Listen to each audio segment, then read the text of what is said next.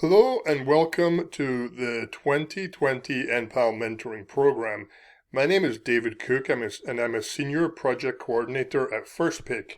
We are an organization that assists National PAL with managing the grant, and one of the main roles of FirstPick is to manage the online reporting site where you will enter your budget and where you will submit reimbursement requests throughout the year. So today, what we're talking about is how to enter a budget on the online reporting site. This webinar is intended for subgrantees for the 2020 National PAL program year who have already received their award information. So the first thing we're going to talk about is how to log into the actual online reporting site. What you will find here is a link to the URL that will take you to the reporting site. We recommend that you use Chrome as a browser. It may work in other browsers, but it is optimized for use on Chrome, so please use that if possible. When you go to that link, you're going to see a login screen that looks something like this. Now, if you're a returning NPAL mentoring subgrantee, so in other words, if you had an award in 2019 or before, your login credentials will be the same. In other words, your username will be your email address and your password will be whatever you set it as. If you are a new organization and you're the CEO of that new organization, you will receive an email indicating that you have been set up with online access. By clicking on the link in that email, it will take you to somewhere where you can set your password and get logged into the reporting site. If you didn't receive the email or if you have any kind of issues at all, if you're a returning site and you've forgotten your password, the easiest thing to do is to email support@firstpick.org, explain your issue, and we will be able to assist you with getting logged into the site. This is also where you should send an email if you have other staff at your organization that you would like to designate as having access to the site. In other words, your program coordinator, your finance coordinator, or anyone else. Just keep in mind that we do need that authorization to come directly from the executive director or CEO of your organization in order to assure that we are only giving access to appropriate individuals at your organization. Now, once you log into the reporting site, you're going to see a screen that looks something like this. This is what we call the dashboard. We will, throughout the course of the year, we'll talk about some different aspects of this dashboard. But for the purposes of today's webinar, the primary thing that we are concerned with is this subgrants tab up the top here. So what you're going to do is click on your subgrants tab, and it will take you to a screen that looks like this. Now, if you are a returning grantee, you're going to see more than one subgrant here. We've been using this reporting site since the 2017 program year, so some of you may even see 2017, 2018, and 2019 subgrants listed there. So just make sure that for the purposes of this year, you are clicking on the one that says the name of your organization, 2020 Mentoring. The other thing to check is the status column here on the right.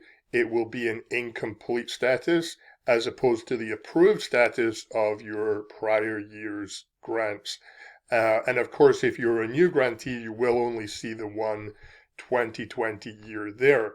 In addition, some of you are organizations that may have more than one subgrant affiliated with the same organization. So obviously, you may see more than one even for the 2020 program year.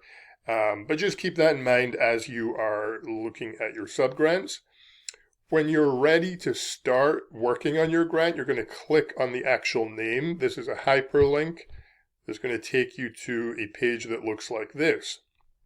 Just to run through a couple of the things at the top here. Obviously, you have your name of your organization, the name of the grant here.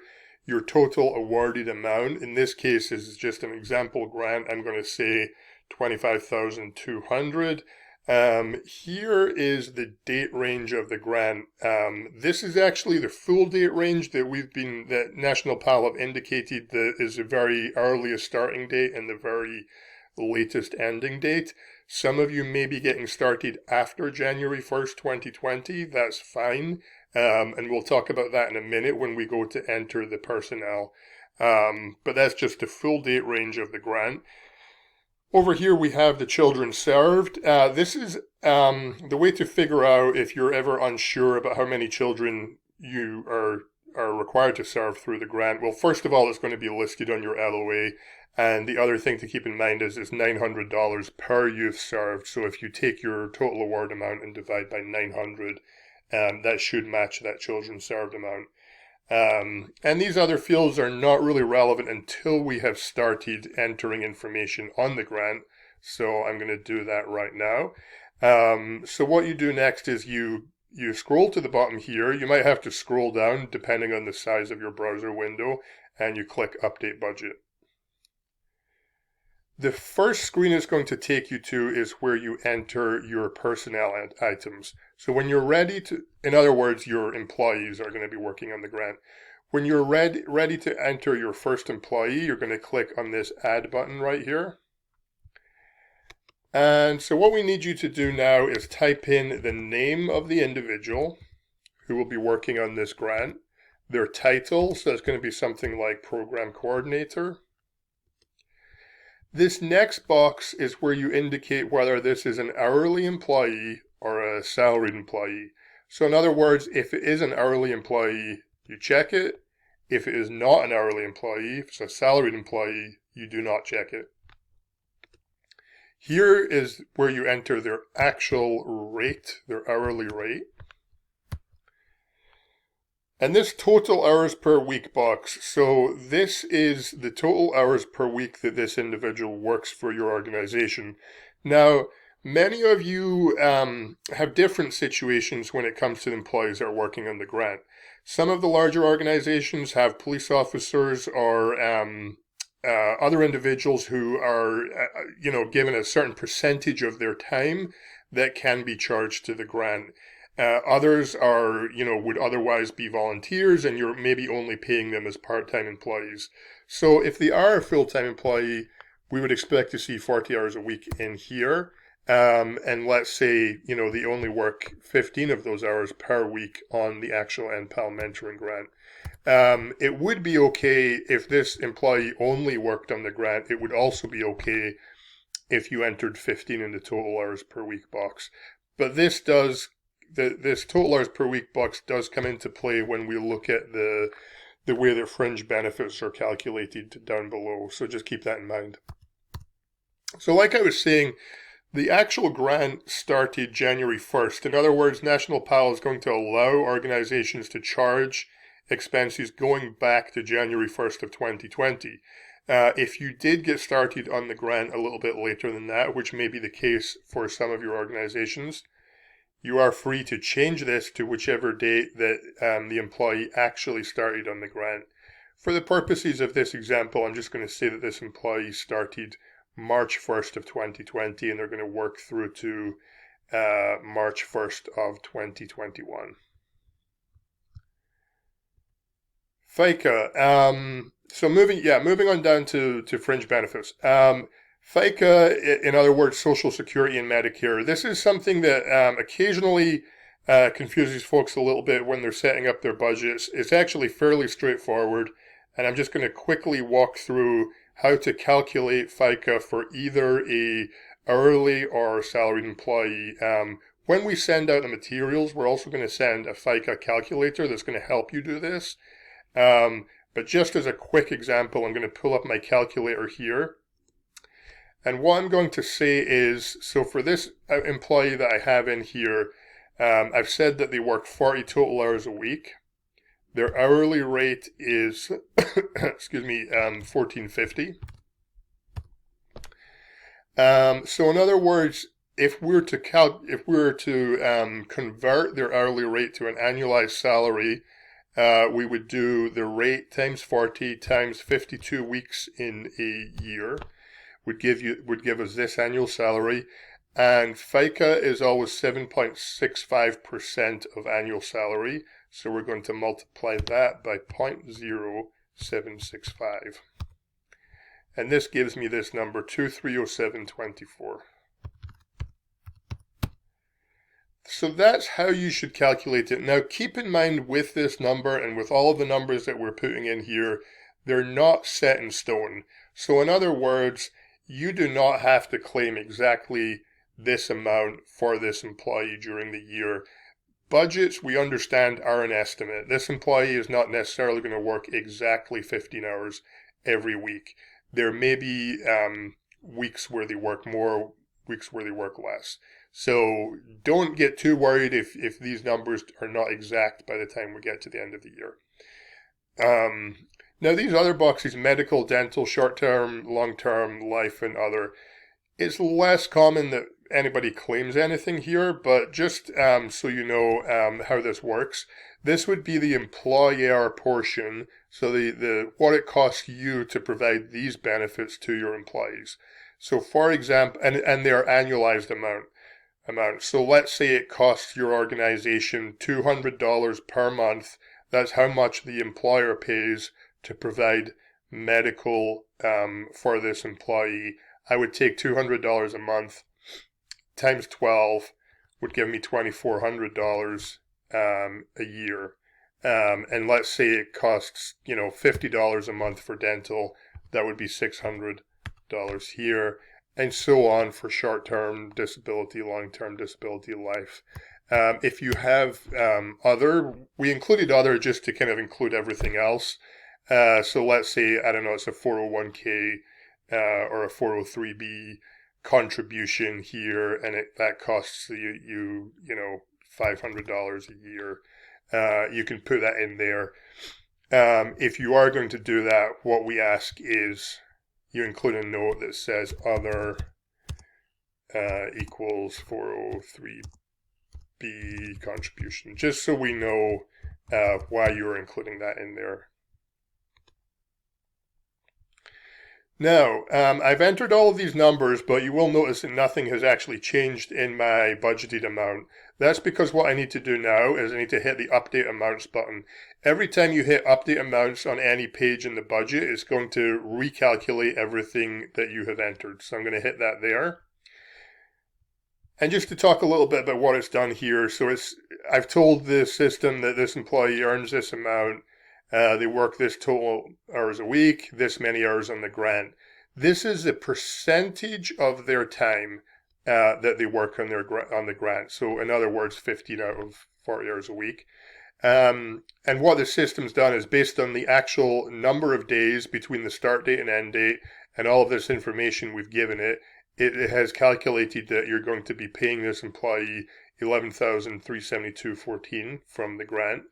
And then similarly here, it's taken all of our FICA, medical, dental, and other, it's added all of these up together and multiplied that by the 37.5%, and it's given us a total fringe benefits amount to be charged to the grant of $2,177.72. And that's why we're at the total here of $13,549.86. Again, this number is not set in stone, so if you don't end up spending exactly this amount on this employee, that's okay.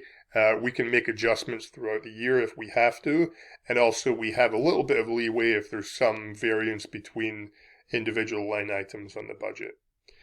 I'm going to real quick just show you how you would add a salaried employee. So let's say we now have our CEO, and he is a salaried employee. We're going to put in his salaried amount, again, his total hours a week. Now, keep in mind for CEOs, for finance coordinators, people like that, we're not expecting to see them working as many hours on the grant.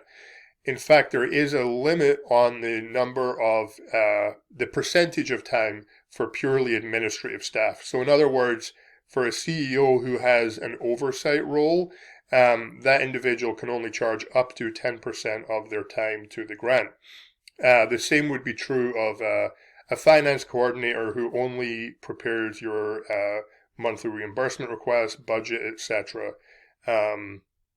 So for this example, I'm just going to say 2 hours a week is what this employee works. And again, they're going to start March 1st of 2020 through to March 1st of 21. For a salaried employee, it's a little bit more straightforward. You just literally take their salary times 0.0765 for your FICA amount there.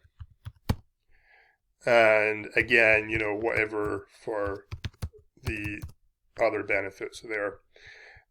So again, I'm going to hit update amounts. And you'll see in this situation, this employee is only working 5% of their time in the grant, which is fine because they're a CEO really just operating in an oversight role. They're not doing direct program implementation. So this is the salary that you're going to charge for them, and here is their total fringe benefits. Excuse me. So that would be how you would add a salaried employee. One thing to note is I know that a lot of organizations who are a little bit smaller, the CEO or the executive director is probably a little bit more hands-on. So in other words, they do that administrative role, but they also work directly with the kids on program implementation. So if you had entered a CEO with like 50% of their time on the grant, that's fine. What we would ask you to do then is just add a note that says, John Doe is a CEO, but he also works, several hours a week on program implementation, and that's why they go, they're above 10% on the grant. And with that in mind, we're also going to ask that you, by clicking on this plus sign here next to the fringe benefits, that you're going to add a very brief job description of every employee. So in other words, in here I'm going to say Jane Doe works on curriculum development, mentee, mentor, matches, etc. Okay. And then this guy oversees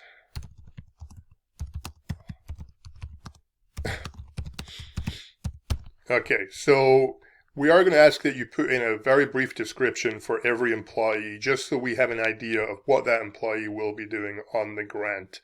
And then that way there's no confusion over the percentage of time that you're charging or just in general the role of that employee.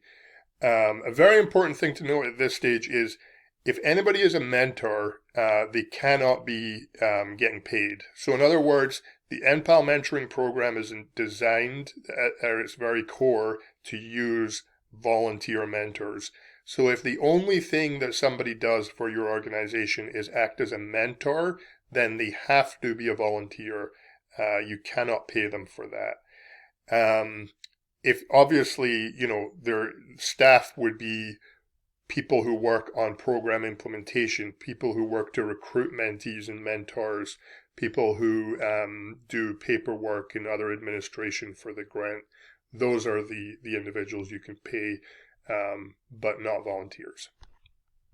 Okay, so you'll see here we have our updated total requested amount, $16,391.11. And so our personnel is now complete. We're going to now move on to the other expenses section. How we're going to do that is by clicking the next button. So when we get to the next page, it brings up this section here. This is where we add all of our additional expenses related to the NPAL mentoring grant. And we're going to talk through each one a little bit as we add them. Keep in mind that these are all sample expenses. These are the kind of things that we would expect you to add. But, obviously based on the individual requirements of your program, you may want to enter something different. So first thing to know is this carries over from a personnel page. We have already accounted for a little over 16,000 of our 25,200 budget here. Our first expense item we are going to say is the curriculum. Now, based on your LOA, every organization that received this grant is required to purchase a curriculum. National PAL will provide more information related to these curriculum providers and the cost of each one. If you do not know at this stage, when you're just creating your budget, what curriculum provider you'll be using, that's okay. We're going to ask you just to note that. But just to keep in mind, you do need to have a expense item called curriculum. The category here, there's various options, but for curriculum, we're going to leave it as other costs. Don't enter anything in this monthly rate box. We find that doesn't really come into play so much for PAL organizations, and for all of these expenses, it is a lot easier if you just go ahead and enter them in the total expense box here. I'm going to enter 1,000. I believe that will be, for the vast majority, that will be the amount that you assign to your curriculum. Again, National PAL are going to send out specific communications regarding those expenses and the specific providers. Require a note for every single line item. So we do require that you click on that plus sign, and you'll see that it changes to this kind of speech bubble thing here after you've added your note. As you are entering items in the budget, and I'll just do this for the example, you can check here next to the item and hit delete. So this delete functionality is only going to be available during this initial budget development phase. If you have already submitted your budget and had it approved, you can't delete budget line items. But at this stage you can. So I'll just show you what that looks like. Just for the purposes of this example. So you would hit delete there, is gone. And I'm just going to add it back real quick. Curriculum, other costs, 1,000 of the grant is community service project. The community service project, again, is other costs for category. We're going to be providing more information during the year about this. 2,000 is an estimated number. It can be anything up to that. Some organizations have even done really good community service projects for no cost. So that's okay if you get everything donated pro bono and there ends up being no cost to your organization. But we do recommend that you budget for at least up to around $2,000 for your community service project. If you do not know at this stage what your community service project will be, that's fine. We know that some organizations take a little bit longer to figure out what they might want to do, what will work best with the kids. Don't worry about that. Feel free to enter TBD and, project TBD. That's fine at this stage. If you do have an idea of what it's going to be, go ahead and enter in there what that's going to be for returning organizations. I know some of you have had success with things like cleaning up your local PAL, doing a garden project, or maybe painting some rooms or something like that, or other sort of community events where you provide, some kind of service to the community. One thing I want to just mention here that comes up from time to time is for community service project funds, you cannot purchase giveaways for other organizations or for other groups of people. So for example, I know that a lot of you like to do things like feeding the homeless or things like that are providing a very specific service for homeless or other vulnerable populations like that, which is a great project to work on with kids, and I totally understand why that's valuable and why you choose to do that. But just keep in mind that mentoring dollars are very specifically appropriated at the federal level to be spent on mentoring. So in other words, to be spent on youth and their mentors, not to be spent on other populations. So although We would love to approve projects like that. We cannot, unfortunately, approve anything where you're giving stuff away to other groups. That would also include giving away backpacks, school supplies, different things like that.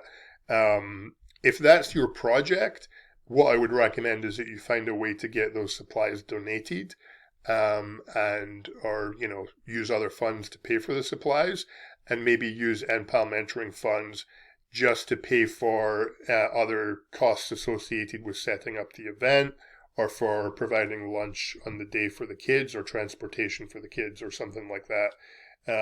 But like I say, we will provide more information about the community service project, and we can talk about that throughout the course of the year. Just remember here, as you go along, click this update amounts button. It's going to update this total requested amount at the bottom here, so you can see where you're at. We still have around about 6,000 left. And then I'm just going to go through the rest here a little quicker. Okay, one of the other things that a lot of organizations have done is field trips with the kids. Now, let's say you're going to a museum or a zoo or something like that, you might have end of year trip admission costs. This would again go on your other cost category, and we're just going to put some numbers in here, and we're going to say trip to the local museum.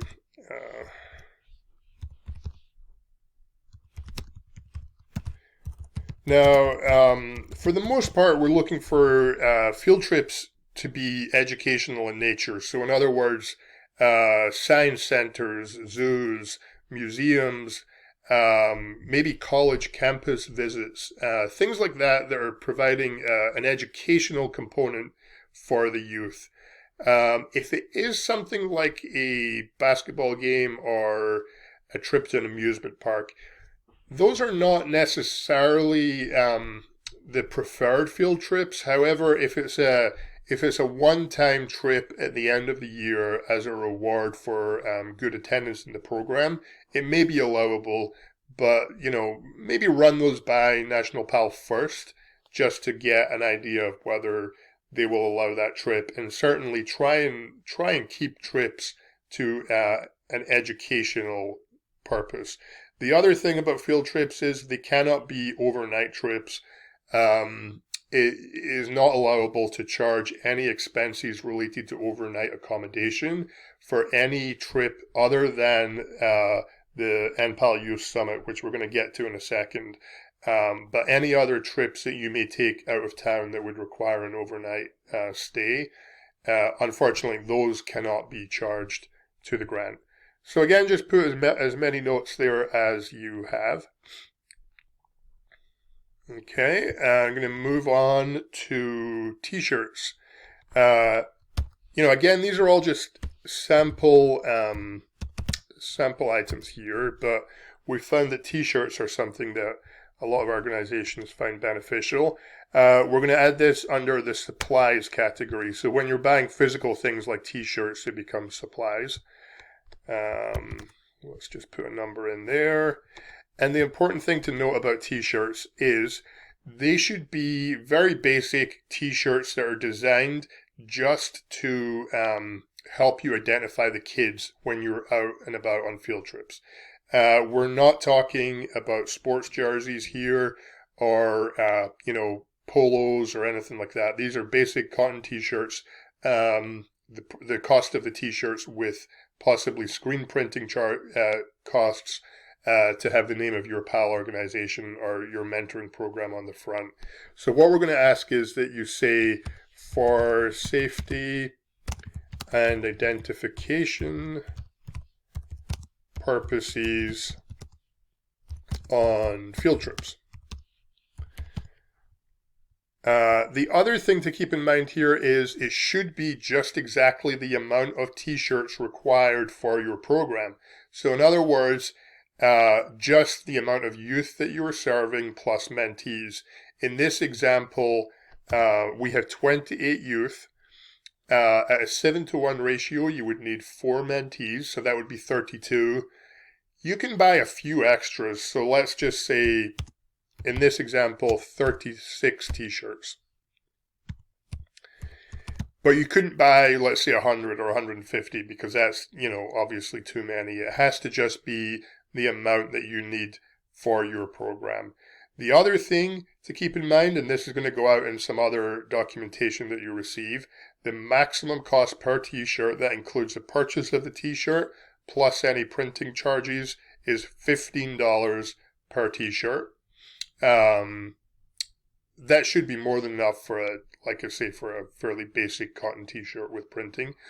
National PAL does also allow sweaters or hoodies. And if you choose to purchase sweaters or hoodies, the maximum cost allowable there would be $25 per item.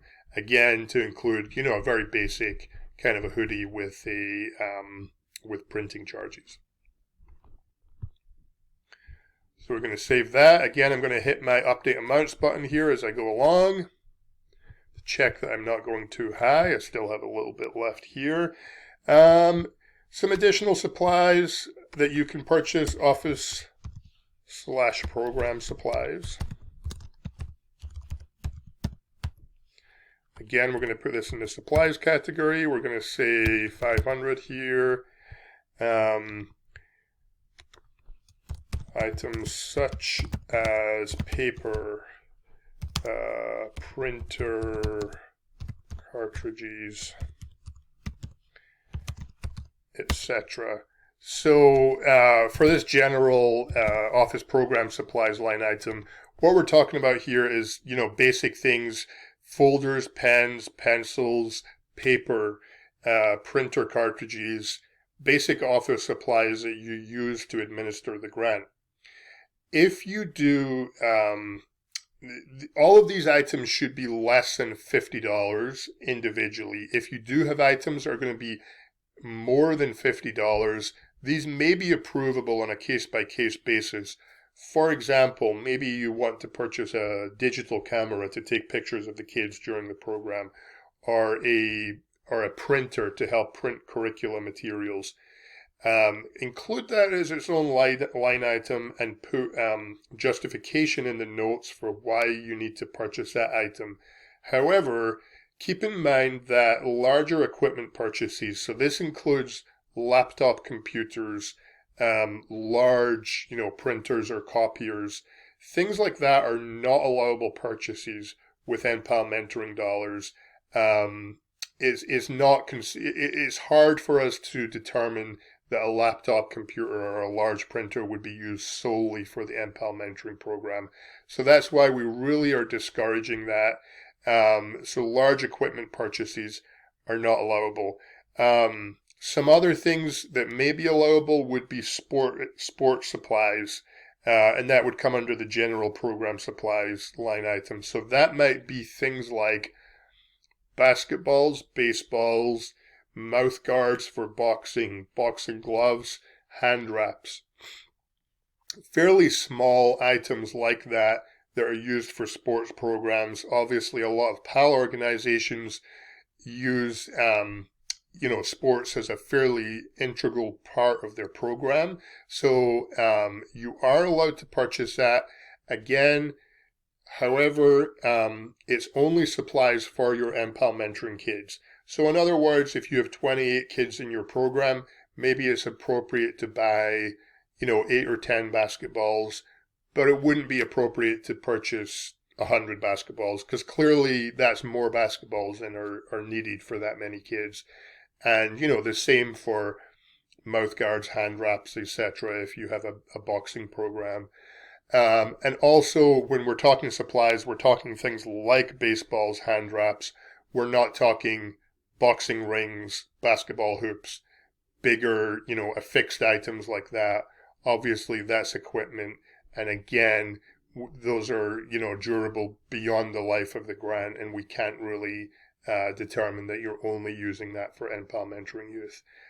So please just, keep in mind to not include those big ticket items like that. Something else I'm going to include in here is snacks. And this, again, is going to be supplies.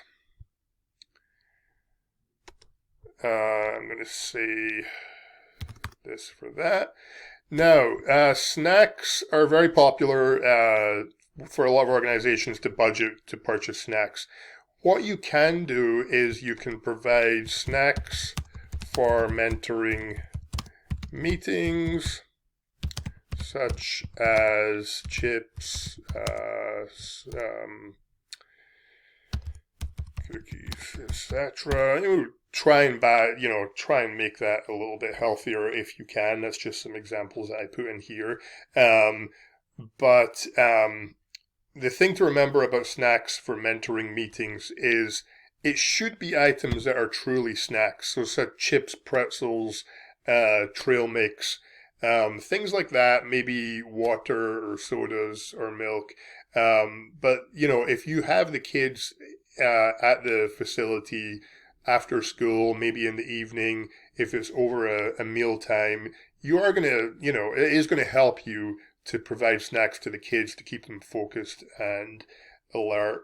But you shouldn't be purchasing meals, because that's not really a snack. The exception to this is pizza. Pizza actually is considered a snack for the purposes of the program. So you could theoretically purchase a couple of pizzas for your kids if they're at the facility in the evening. Again, keep in mind it should be a reasonable amount, so maybe 4 or 5 pizzas, but not 25 or 30 pizzas, because then obviously then you're not just purchasing it for the kids in your program. So that's something to keep in mind there. The only time that you are allowed to actually take the kids out for a meal, or purchase a meal for the kids is for those all-day events. So in other words, if you have the kids out all day from 9 a.m. to 6 p.m., you're going to have to buy them lunch, or provide lunch for them. So that could either be boxed lunches that you purchase in advance. It could be something simple like a trip to McDonald's or a buffet or something like that. Obviously it shouldn't be a fancy steak restaurant, but as long as it's just an appropriate amount of food for your youth. The maximum for a lunch would be $10 per youth or mentor, and the maximum for a dinner would be $15. So that just gives you an idea of the kind of things that you could purchase there. But for any meals, the meal itself should just be a means to, provide sustenance during the day for some other event. You shouldn't ever be just taking the youth or the mentors out for dinner as an event in itself, because that's not really the purpose of the NPAL mentoring program. But like I say, just include as many notes in there as you can. So you might also say lunch for end of year trip. So I'm going to hit save there. Again, I'm going to hit my update amounts button, and I think I'm done with supplies there. I'm going to move on to my travel items. So we had the end of year field trip. I'm going to say end of year trip bus rental. Okay, and this comes under travel. So maybe it costs me $350 to rent a bus. Bus for trip to museum. And that tells us what you're doing there. Some other travel expenses that may be allowable would be, we might have like a general program travel. And what I mean by this would be, let's say some programs might pick kids up from school and then drive them back, home at the end of the evening or something like that. You might have something in place like that. Also, a program coordinator or somebody like that might be required to go on trips using their own personal vehicle. let's say you're going out to Walmart to purchase supplies. Maybe you do that, I don't know, 10 or 15 times during the course of the year. Well, you're using your personal vehicle for grant-related purchases. You are entitled to claim mileage for that at the rate of 57.5 cents per mile. So if it's, if you think you're going to do 100 miles during the year, that might be worth claiming back those expenses. So that would be, like $57.50 for mileage. That would be for travel by personal vehicle. If you do ever rent a vehicle, like I say, you can cover the cost of the actual rental of the vehicle, and then you could also cover the cost of gas and tolls. Pretty much gas and tolls, as long as you keep those receipts. If you were to take, in limited circumstances, you may take an Uber or a Lyft. Again, keep your receipts for that. It would be less likely that you would do that for grant-related purposes, but if you did, you could claim those receipts. So I'm going to say 100 for general program travel, and in this situation, I'm going to say mileage cost to pick up supplies. Okay, and then finally, my final item here, this is going to be a required event for all grantees, is the Youth Mentoring Summit. So for those of you who are returning grantees, you will know that this refers to the Youth Summit that's held in Potomac, Maryland every summer. Details are not finalized on this yet, and I don't want to tell you anything that may change in time. The requirements in the past have varied a little bit in terms of how many youth you're required to send and how many adults. So I don't want to tell you any definite information on that. You should, at the very least, plan to send one youth and one adult from your organization. It may well be more, but at least one youth and one adult. So that will include the cost of airfare or other travel to the Washington, D.C. metro area, and the costs related to lodging and other expenses for that trip. For the time being, for the example, I'm just going to put in travel to Youth Summit to include airfare, conference fees, overnight lodging, and per diem. We will tell you exactly the per diem. Once this has been determined, we'll tell you exactly the per diem that you're entitled to claim.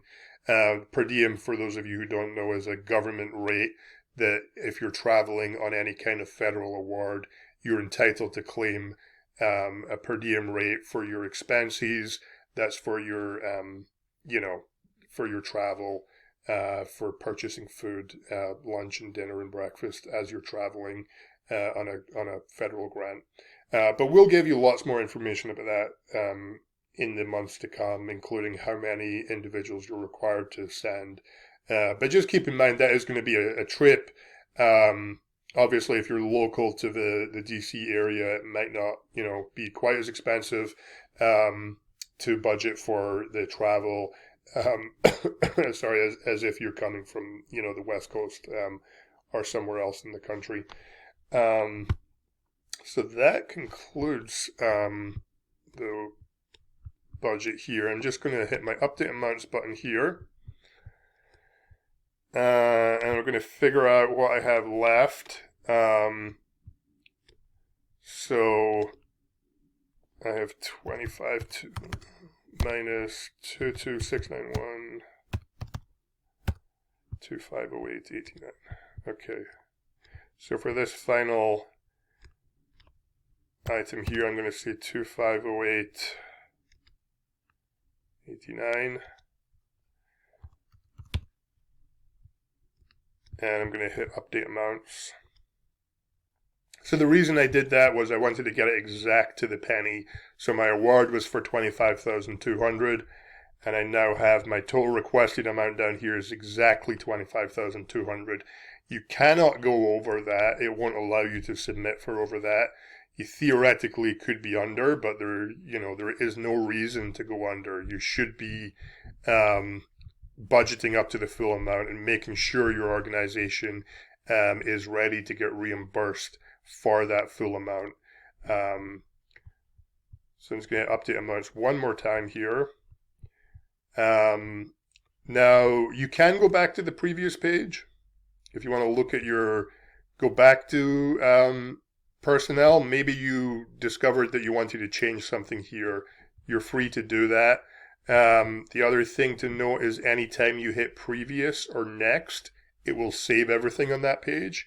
So don't worry about like not saving. That's the same as hitting next and previous. You'll notice that now that I did that I hit previous and next, everything has been separated into the categories. This is what it's going to look like for the rest of your year whenever you look in here. If you did have any general expense notes, it's kind of rare that we ask for that, but if there's general expense notes or general personnel notes, you could put that in the box there. Attachments, we haven't typically required attachments to be uploaded at the time that you create your budget. So unless you hear specifically from First Pick or NPAL, don't worry about uploading attachments at this stage with your budget. If you, for any reason, you wanted to just save what you've done, come back to it later, you could do that by hitting your save and exit button. That'll save everything that you've done, obviously. Let's say, for example, you're the program coordinator and you want your CEO to look over your budget before you submit it. That's fine. Hit save and exit. They can take a look at it and then you can submit it at a later date. But for now, I'm happy with this. So I'm going to hit submit. Okay, it takes you, the page pretty much looks the same. The one thing you'll notice up the top here is the status has changed to pending review. When I click back on my subgrants button, my Example PAL 2020 mentoring grant is now pending approval. That means that we at First Pick are going to review it and we're going to consult with National PAL and we're going to determine whether your budget is acceptable. We will either approve it and then this status will change to approved, or if we have questions, we're going to send it back and this is going to change to revisions needed. So you can always log back in. Well, first thing is you will receive an email when it's either approved or sent back to you for further revisions. And then the other thing is you can always click that subgrants button from your dashboard, come back in here and check the status of your budget. You want to make sure it says approved. If it doesn't say approved, you're not going to be able to submit any reimbursement requests. So that's absolutely what you want to do there. So that concludes the budget and development webinar. The final thing I want to leave you with today is just some general contact information for National PAL and First Pick. Obviously, I'm sure you all know Angie Caffey, who's the National Grants Manager at National PAL. She is your primary point of contact for the grant in terms of, she has a final say over award amounts and what's approvable and what's not approvable. For more, questions related to the reporting site itself and to individual budget and reimbursement questions, for the most part, on a daily basis, you'll deal with our First Pick contacts here. So there's myself, David Cook. That's my information, and my colleagues Kamaria Carey and Matt Beeler, who I'm sure you are familiar with some of these people already. And if not, you will be hearing from us in the coming year.